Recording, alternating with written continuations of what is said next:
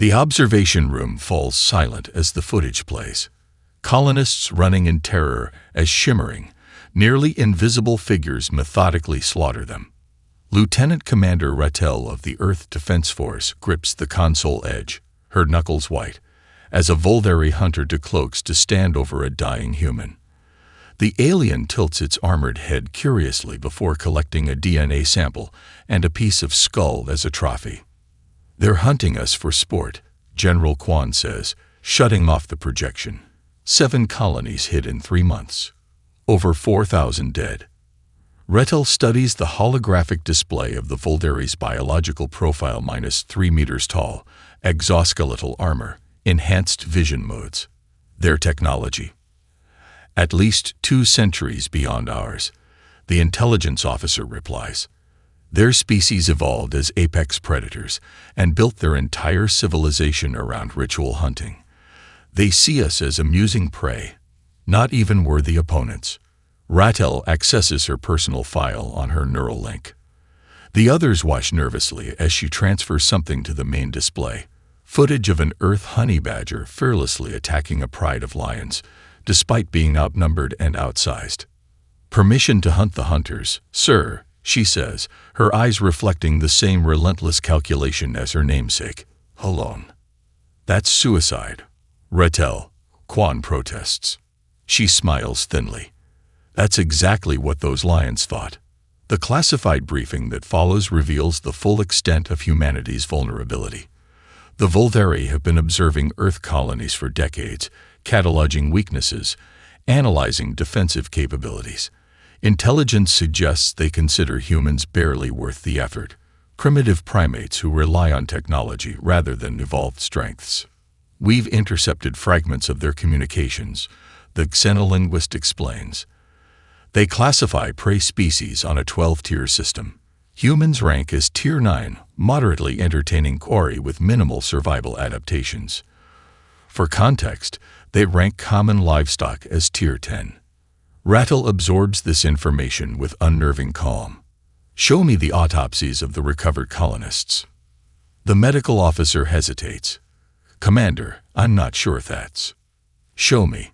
The holographic displays fill with grisly images, bodies methodically dissected, organs removed with surgical precision, skulls carefully preserved. Ratel doesn't flinch, instead focusing on the wound patterns. "They're studying us," she observes, "learning our physiological responses to fear, pain, desperation. These aren't random attacks. They're scientific field research." Admiral Chen, who has remained silent until now, finally speaks. "The Defense Council has rejected a military response. We can't match their technology, and a failed counterattack might accelerate their timetable." "I'm not proposing a military response," Ratel says. "I'm proposing infiltration. One operative, surgically inserted into their hunting ritual." "For what purpose?" Chen demands. "We need actionable intelligence, not martyrs." Ratel's eyes narrow. "The Volteri have spent generations studying how we die. I intend to show them how we fight." In the silence that follows, she activates another display, her service record. 23 high-risk extractions, 17 first contact scenarios, 11 deep cover intelligence operations. No failures. "The honey badger doesn't look threatening," she says quietly, "until it's already inside your defenses. By then, it's too late." Chen exchanges glances with Quan, then nods once. Operation Ratel's Revenge is authorized. You have 72 hours for augmentation and deployment. As the others file out, Admiral Chen catches her arm. "What makes you think you can succeed where 4,000 colonists died?" Ratel's expression doesn't change. "Because they're expecting prey.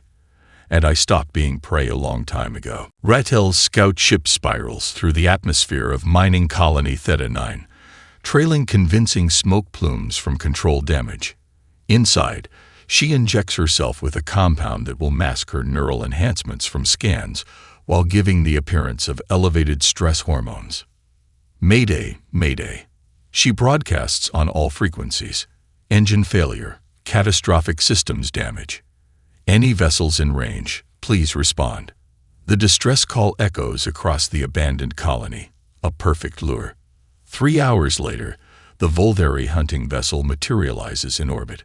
Ratel watches through half-closed eyes as the hunting party surrounds her crashed ship, their leader's bio-armor adorned with the bones of a dozen species. "This one lives," the leader announces, yanking her from the wreckage. "I am more Chief Vrax. Little prey. You should feel honored." Most humans die without ever seeing their hunters.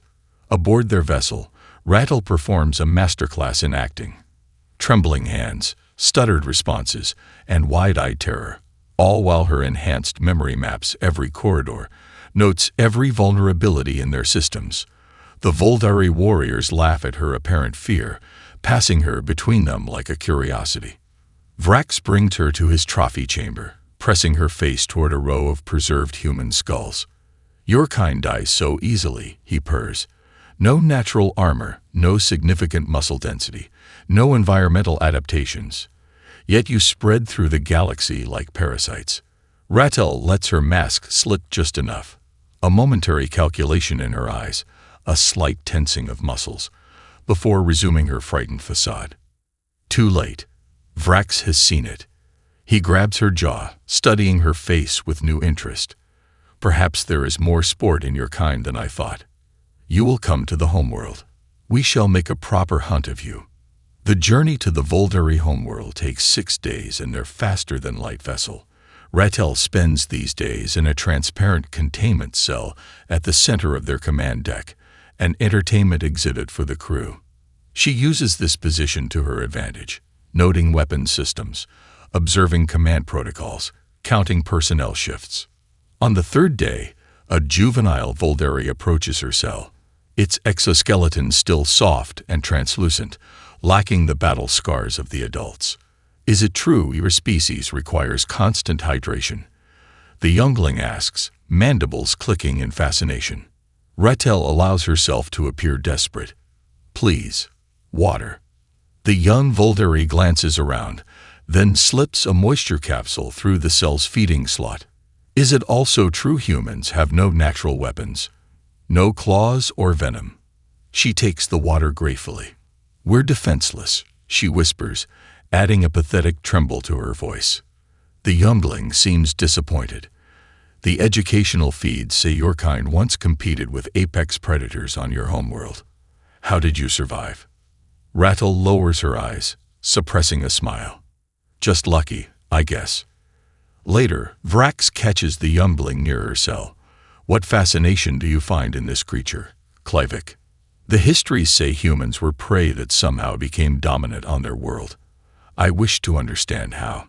Vrax studies Ratel, who is curled into a defensive ball in the corner of her cell. "Some mysteries are not worth solving. This one will die like all prey." He taps the youngling's shoulder affectionately. "Your first hunt approaches. Focus on worthy pursuits." When they're gone, Ratel uncurls slowly.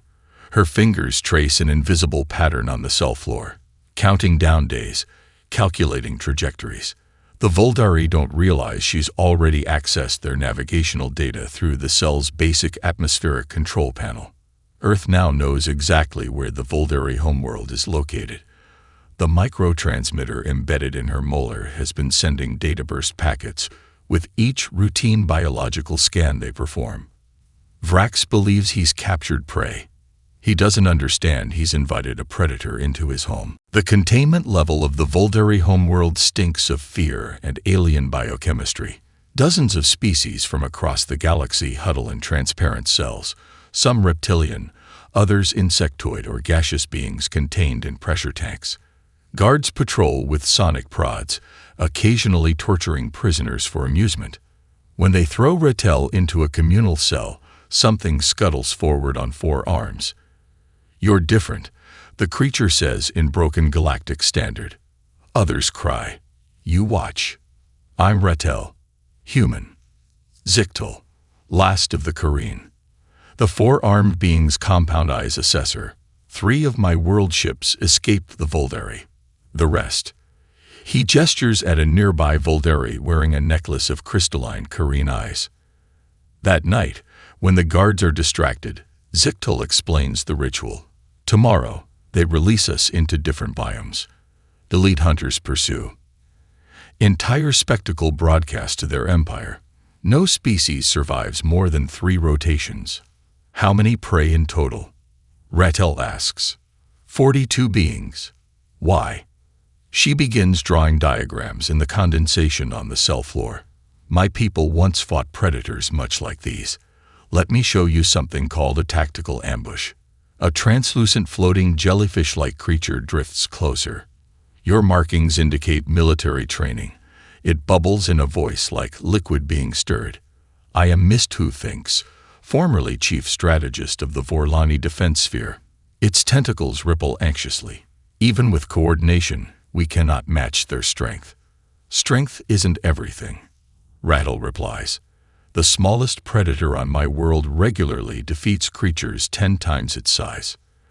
By morning, the condensation diagrams have evolved into complex tactical formations.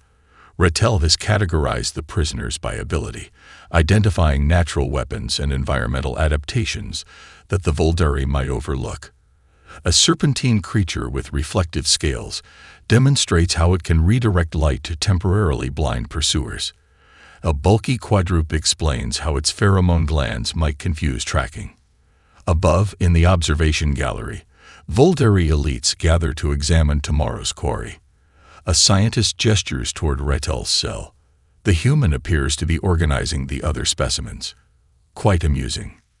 Prey teaching prey to die with dignity. An elder hunter chuckles. It changes nothing. That evening, after the main lights dim, the cell door slides open unexpectedly. Guards usher Ratel through sterile corridors into a private chamber where Vrax awaits. Unlike the crude trophy displays of his ship, here his collection is presented as fine art, preserved specimens in transparent cases, each dramatically lit. Do you appreciate my gallery?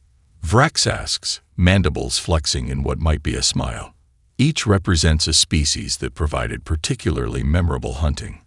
Ratel studies a case containing what appears to be a human torso, preserved mid-dissection. You've studied our anatomy thoroughly.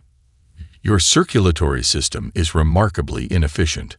Vrax notes, moving closer. A single puncture in any of several locations causes rapid exsanguination. Yet here I am, she replies evenly. Vrax circles her, inhaling her scent. You intrigue me, human. We've studied your kind for generations. Your species' weaknesses are well documented. Ratel stretches languorously, showing no fear despite her restraints. Documented by predators who've never been prey. She tilts her head, fixing him with a steady gaze. So are your blind spots. For a moment, the gallery is silent except for the soft hum of preservation fields. I shall watch your hunt with personal interest, Vrax finally says, signaling the guards. You will be placed in the desert biome. It is particularly unforgiving. As they lead her away, Ratel catches sight of a small figure watching from a shadowed alcove, the youngling from the ship, Klevik, eyes wide with fascination. Back in her cell, Zictel notices her thoughtful expression. What did the war chief want? To intimidate me, Ratel replies, removing something tiny from beneath her fingernail, a neural transmitter stolen from Vrax's control panel during their conversation. He failed. The twin suns of the Voldari homeworld bake the desert arena as transport pods drop the prisoners at different locations. Ratel finds herself alone amid red dunes and twisted rock formations, her only provisions a single water container, just enough to prolong the sport.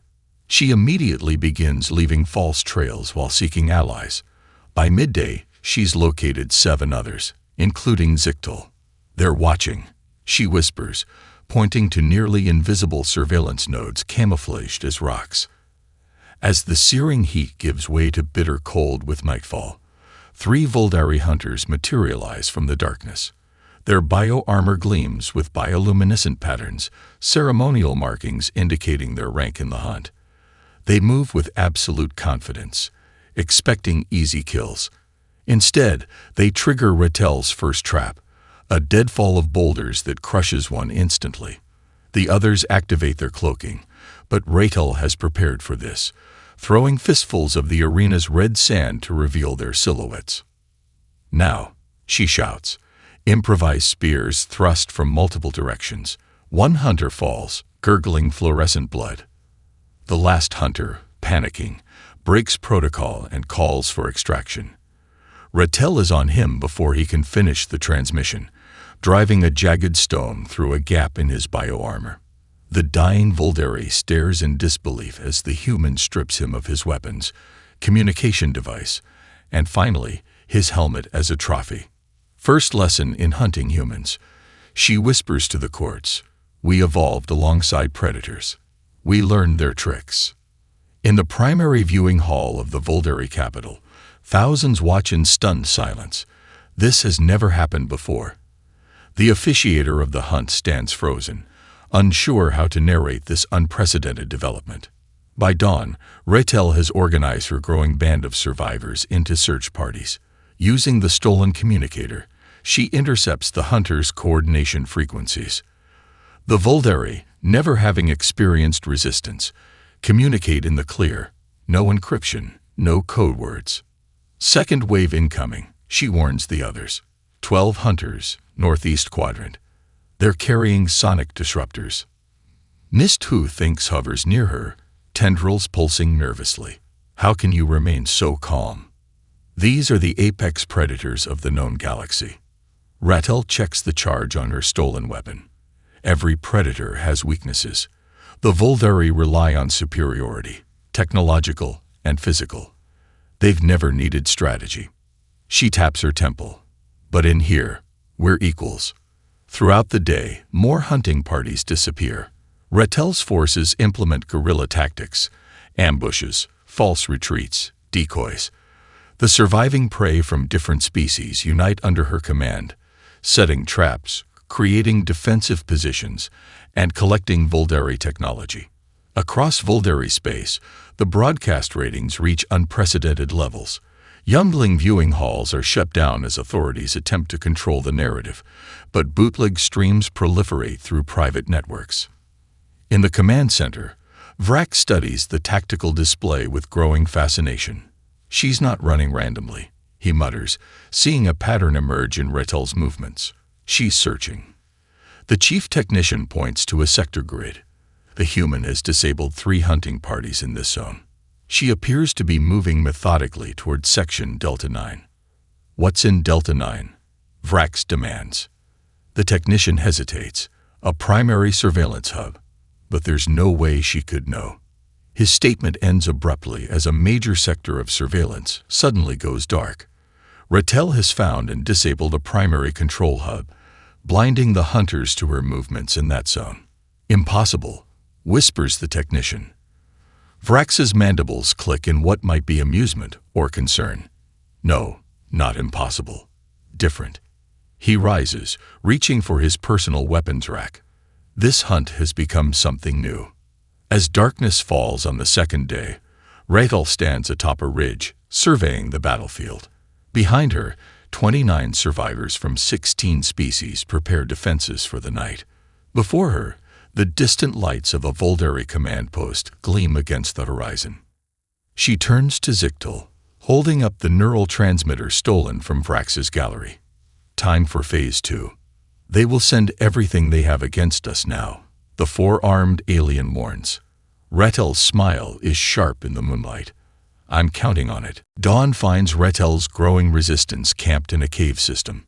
Alien faces turn toward her expectantly. Beings who had accepted death now daring to hope. Why can you fight when others cannot? Asks a serpentine creature whose species had been reduced to near extinction by Volderi hunts. Ratel sits cross-legged, drawing in the sand. Humans look weak because you're measuring the wrong things. We evolved as persistence hunters. She explains how early humans could chase prey until it collapsed from exhaustion. We can regulate our temperature through sweating. We can track without technology. And this, she points to her head, lets us ignore pain that would stop other species. To demonstrate, she holds her hand over a flame until her skin begins to blister, her expression never changing. The aliens murmur in astonishment. "You understand now why they miscalculated," Ratel continues, applying a healing compound to her burns. "The Voldari measured our muscle density, our lack of natural weapons, our thin skin, and concluded we were easy prey. They never considered our neural structure, our endurance, or our capacity for creative problem-solving. A crystalline being vibrates with skepticism, yet you are still physically weaker. How did your species survive against natural predators?" "By becoming social hunters," Ratel replies. "Wolves are stronger than humans individually, but we learned to hunt in coordinated groups, using terrain and traps rather than raw strength." She activates the stolen communicator, projecting a tactical map of the arena, which is exactly what we're going to do now. With Zictel's engineering knowledge, they transform scavenged Voldari technology into improvised weapons and communicators. The four-armed alien adapts neural interfaces from the surveillance hub for cross-species communication. "Your Voldari language skills are surprising," Zictel comments as he works. "Intelligence operatives undergo extensive xenolinguistic conditioning," Ratel replies, rewiring a sonic disruptor. "I spent 3 months in neural immersion learning Voldari hunting terminology." "You prepared for this," Zictel realizes. "This capture was intentional." Ratel merely smiles. Across the arena, Vrax deploys resources never before used against prey. Elite commandos with thermal tracking and sonic weapons. "Bring me the human alive," he orders. "Kill the rest." The attack comes at midnight, a precision strike meant to overwhelm. Instead, Ratel's forces have split into 5 groups, each leading pursuers into prepared kill zones. A Voldari commando steps on what appears to be ordinary sand and triggers a pressure plate from their own technology, repurposed as a mine.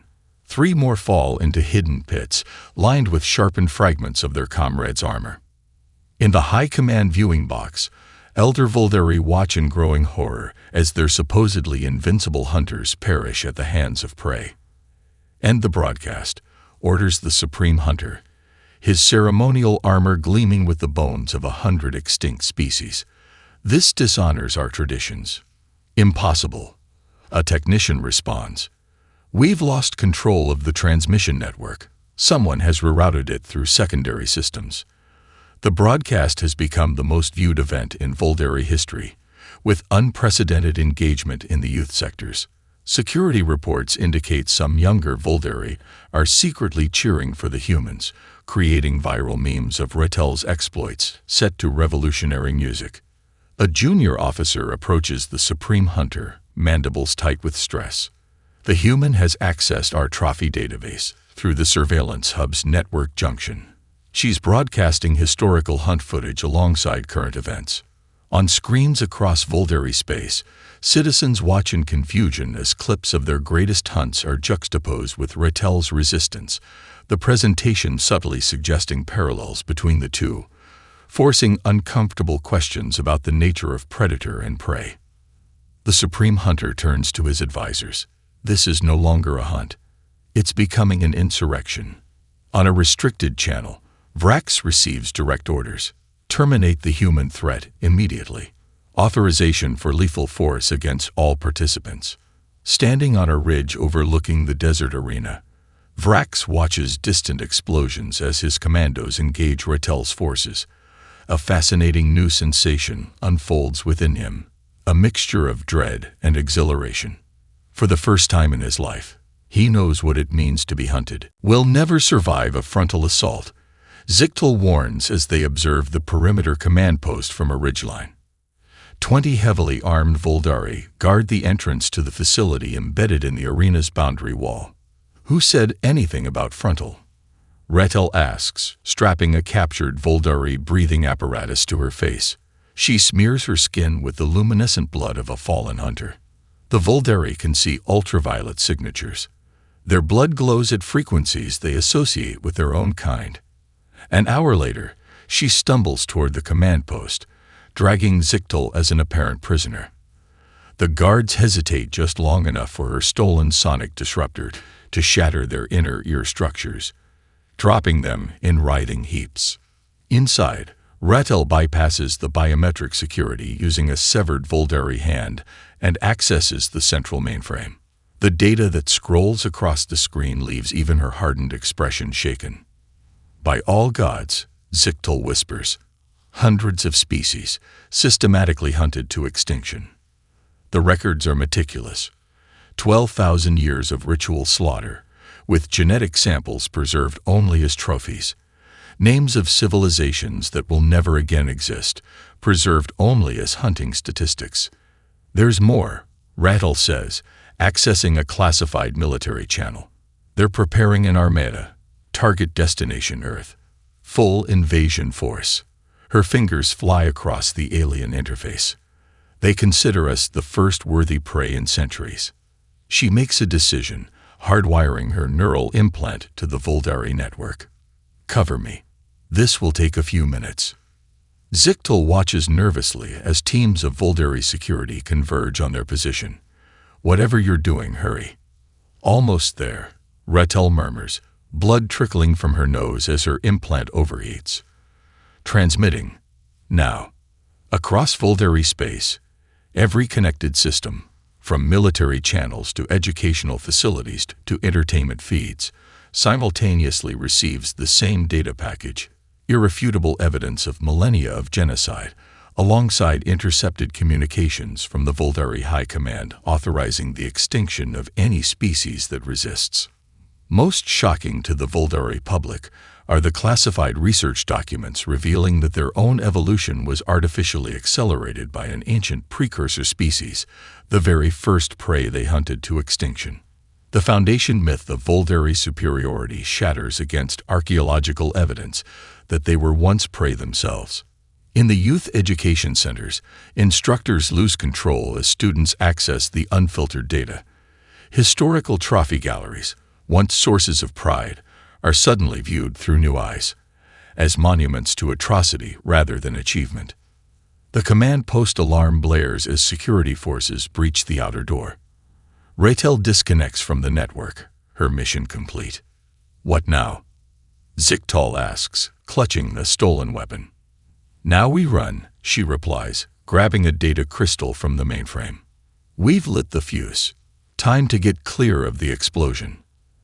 As they flee through a maintenance tunnel, Ratel activates her emergency transmitter, a signal that penetrates Voldari jamming technology and reaches orbit, where Earth's stealth observers have been waiting. In his personal quarters, Vrax watches the chaos unfold on multiple screens. Reports flood in of youth protests erupting in major cities. The invasion fleet commander demands new orders. The High Command issues an emergency declaration. Vrax's communicator chimes with a priority message from the Supreme Hunter. Silence the human at all costs. She threatens our entire way of life. Vrax straps on his ceremonial armor, inlaid with the bones of his most significant kills. Prepare my personal guard, he orders. I will take command of the hunt myself. He pauses, considering. I want the human alive. She has earned preservation as a trophy of the highest order. As his shuttle descends toward the arena, Vrax looks down upon the landscape where hunters have become the hunted. In his 300 cycles of life, he has never experienced failure. Yet he cannot deny the unfamiliar sensation spreading through his consciousness. Respect. On his personal display, he replays footage of Ratel holding her hand over flame without flinching. What manner of prey are you? He wonders aloud. And what will you become when there is nothing left to hunt you? Rain falls for the first time since the hunt began, turning the arena's desert floor to treacherous mud. Ratel's remaining allies, now down to 14 from various species, take refuge in an ancient stone structure near the arena center. Once a temple to the Voldari's ancestral hunting gods, now their last defensible position. They're coming, reports a winged scout, landing with a flutter of wet membranes. Hundreds of them. Vrax leads personally. Ratel moves methodically through the temple, positioning defenders, distributing their limited weaponry. Her calm efficiency unsettles even her allies. We cannot win this fight, Zictel says quietly. You know this. Ratel checks the power on a stolen Voldari blaster. Winning was never the mission. Then what was? She taps her temple where her neural implant hums beneath the skin. Data, tactics, weaknesses. She smiles grimly. Humanity doesn't send soldiers when we need information. We send bait. Through the torrential downpour, Voldari assault forces encircle the temple. Hover tanks position themselves at cardinal points, while snipers take elevated positions on surrounding ridges. No hunt in recorded history has ever required such military resources. From his command vehicle, Vrak studies thermal scans of the temple interior. The human female is on the upper level. He tells his elite guard, I will handle her personally. The rest are expendable. His second-in-command shifts uncomfortably.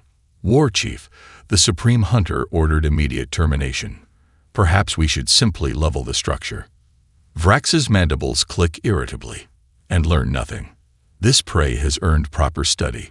He activates his combat armor, its bioelectric enhancements humming to life. Commence the assault. Inside the temple, Mist-Who thinks hovers anxiously near Ratel. Their numbers are overwhelming. Even with our traps, we cannot hold. We don't need to hold forever, Ratel replies, checking a small device on her wrist. Just long enough. The first wave breaks against the temple's outer defenses. Improvised mines fashioned from Voldari technology explode. Sonic barriers disrupt their coordination, but the sheer number of attackers ensures steady progress. Vrax's voice booms through amplifiers, cutting through the rain and combat noise. You have earned the respect of the hunt, human. Surrender now, and your death will be ceremonial rather than slow. Instead of answering, Ratel climbs to the highest point of the temple and activates a subspace transmitter assembled from components scavenged throughout the arena. The signal bursts through Voldari jamming frequencies, reaching deep space. Moments later, the clouds above the arena shimmer and part as a stealth Earth vessel decloaks. Drop pods rain from its belly, each carrying a member of Earth's elite Ranger Corps. The Voldari, having never conceptualized prey that could summon reinforcements, find themselves caught in a pincer movement. Ratel's defenders erupting from the temple while Rangers descend on jump jets, their specialized weapons designed specifically for Voldari physiology. In the chaos, Vrax charges through the melee, fixated on Ratel.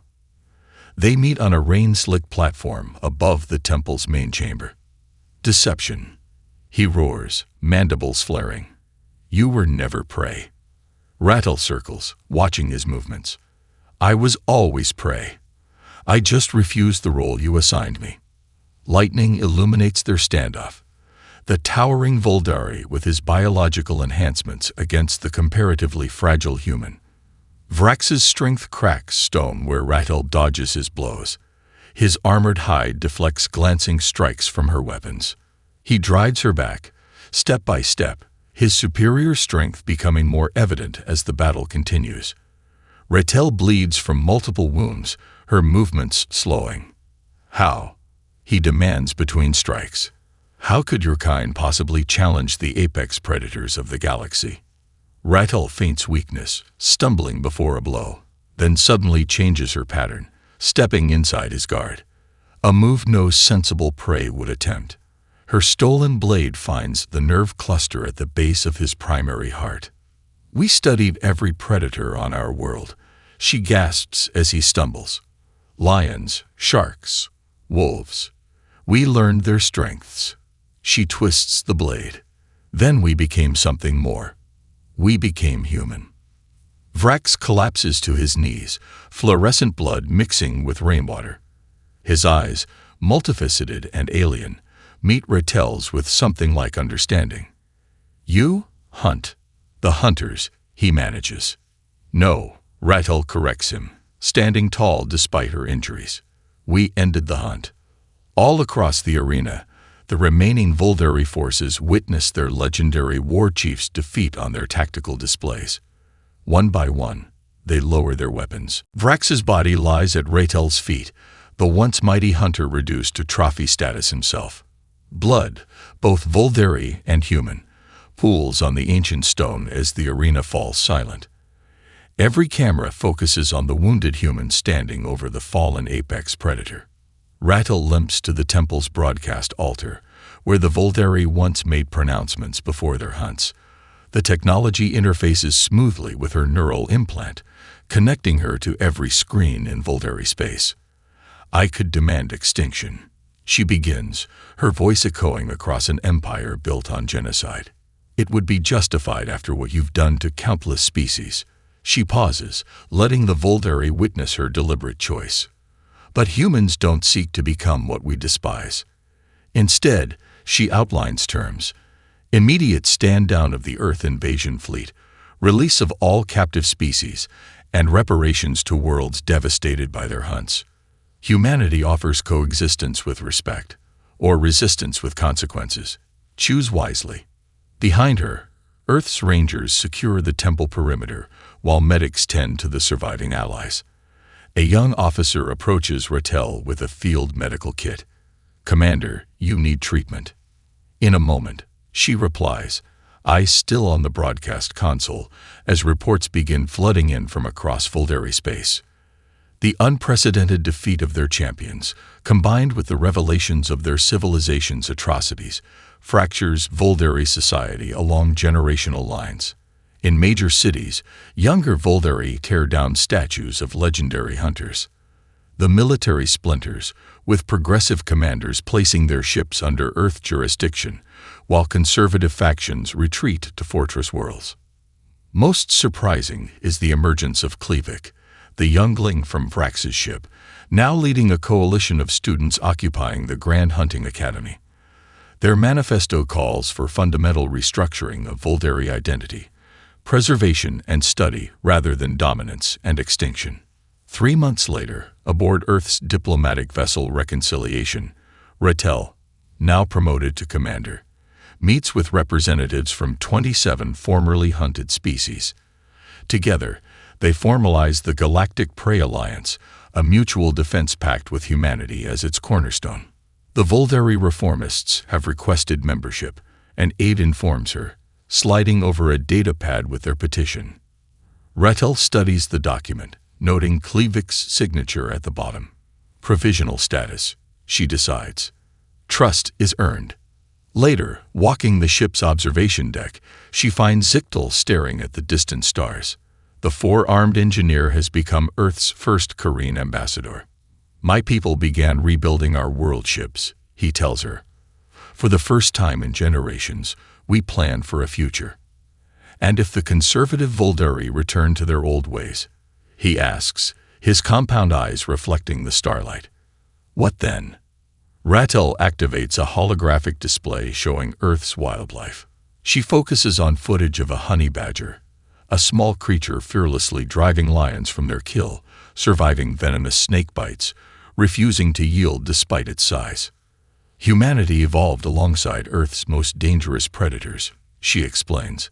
"We were prey for most of our history, so we adapted, learned, and survived." The honey badger in the hologram fearlessly charges an animal 10 times its size. "We'll help the Volderi reform if they're willing. We'll even forgive, eventually." Her eyes harden. "But we'll never forget how to fight back." She deactivates the display, turning toward Earth's distant sun. "We don't want to be predators," she tells him quietly, "but we'll never be prey again." In his fortified compound on a distant moon, the supreme hunter of the conservative Volderi faction reviews footage of the human victory for the 100th time, searching for weaknesses. Finding none, he smashes the display in frustration. His adjutant approaches cautiously. "Your orders, Supreme One." He stares at the shattered screen, at the frozen image of Ratel standing victorious. For the first time in Volderi history, a leader makes an unprecedented admission. "We have become the hunted. Adapt or die." As the sun sets on the Volderi homeworld, Klevik stands before the newly formed Council of Coexistence. The chamber, once decorated with hunting trophies, now displays holographic records of extinct species, a memorial rather than celebration. We were wrong, the young Volderi tells the assembled representatives. Our entire history was built on a fundamental misunderstanding of the universe. There are no predators or prey, only beings choosing one path or another. In the gallery, a human delegation watches with interest. Among them sits Ratel, her scars from the arena still visible. When their eyes meet, predator and prey acknowledge a new reality, one where such distinctions no longer define their future.